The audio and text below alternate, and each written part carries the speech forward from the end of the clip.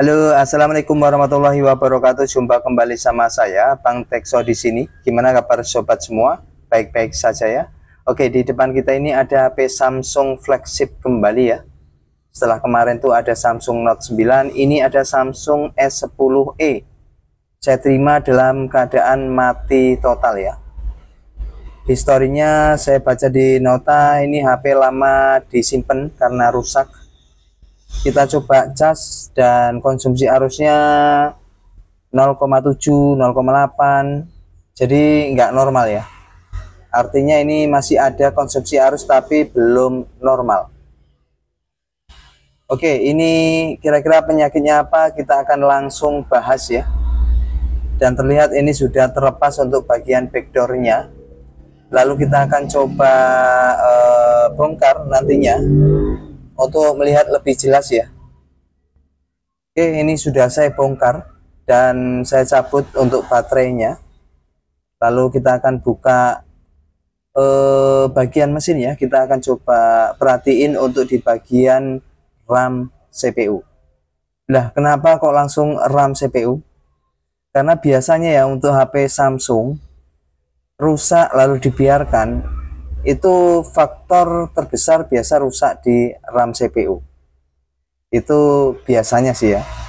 Oke, ini kita cabut baterainya, sudah kembung ternyata. Ini saya copot SIM tray-nya. Jadi untuk HP Samsung faktor usia itu memang kebanyakan ya di RAM CPU. Ya, ini kondisi mesinnya ya. Dan kita akan coba langsung ke bagian utama ya. Namun sebelumnya saya akan coba ini perhatiin apakah ada tingkat korosi ya. Saya tidak melihat dan kondisi mesin terlihat ya mulus ya. Karena di sini ada IC display. Kita akan buka kalengnya dulu. Oke, ini untuk di bagian konektor LCD ini juga tidak ada tingkat korosi. Lalu di bagian kaleng ini kita akan coba cabut, kita lihat. Karena kita tentunya akan ngecek beberapa IC yang ada di dalamnya, termasuk di RAM CPU. Oke, ini saya cabut dulu untuk kameranya ya. Hati-hati untuk nyabut kamera. Pastiin kamera aman ya, tidak kena debu, diamankan dulu. Ya, ini kita akan langsung coba untuk goyang bagian RAM CPU. Nah, yang saya kasih fluk ini bagian RAM-nya. Ya, ini bagian RAM CPU ini memang pusatnya ya. Jadi untuk kerusakan di HP, apalagi HP-HP flagship itu mentok-mentoknya ya di sini. Lalu apa yang saya lakukan? Karena ini posisi nggak dilem RAM CPU-nya, saya langsung tembak supaya dia presisi kaki-kakinya. Beda kalau dilem ya. Kalau dilem ya coba angkat, cetak ulang ya, dan pasang kembali. Nah, ini saya hanya coba panasi, saya rehot. Apakah ada perkembangan setelah kita coba represisi ulang ya untuk kakinya. Biasanya faktor bad connect karena jatuh bisa jadi ya. Oke, untuk di bagian yang lain sudah saya cek, kayak IC power segala macam itu tidak ada indikasi konslet. Jadi ya saya mencurigai ini di IC RAM CPU-nya. Ya, kita biarkan dia dingin dulu ya. Sebelum kita akan coba cek ya. Oke, lalu kita cek. Nah, ini sudah saya pindah ke meja servis ya.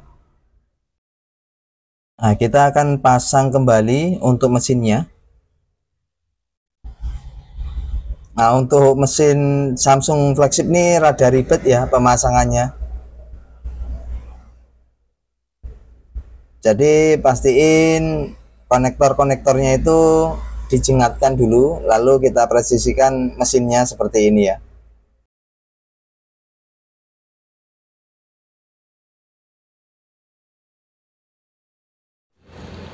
Oke, jadi ini tadi untuk RAM CPU nya sudah saya coba panasin ya. Kita akan coba, saya colokkan cas ya.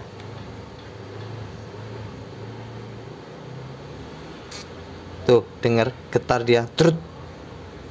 Di sini 1,3. Tapi nggak ada gambar. Ini fix ini.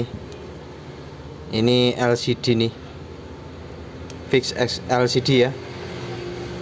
Coba dengerin lagi. Saya cabut baterai. Ini artinya sudah normal ya. Saya colokkan ya. Dengerin. Tuh, truk. Dan di sini naik 1,3. Oke. Fix ini LCD nih.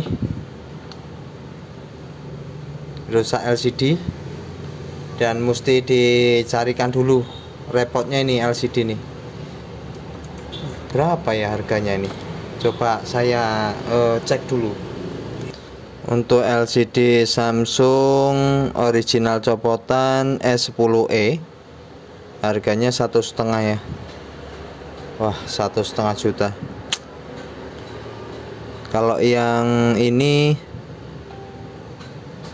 650-an lah. Ini yang biasa, bukan copotan. Disarankan sih yang copotan ya. 690, hampir 700 lah ya. 640. Jadi sekitar itu. Ini ada yang 985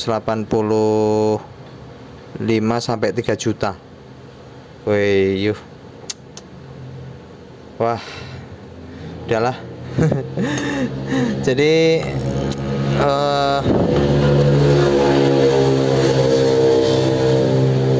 mohon maaf ini suara motor kencang betul ya. Jadi untuk Samsung Galaxy S10e ini saya putuskan ya, saya kembalikan pemilik ya. Tapi intinya ini sudah getar dan itu artinya normal, konsumsi arus juga normal.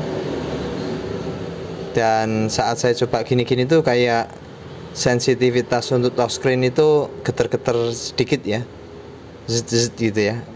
Kelihatannya tuh memang ini LCD bermasalah dan mesti dicek.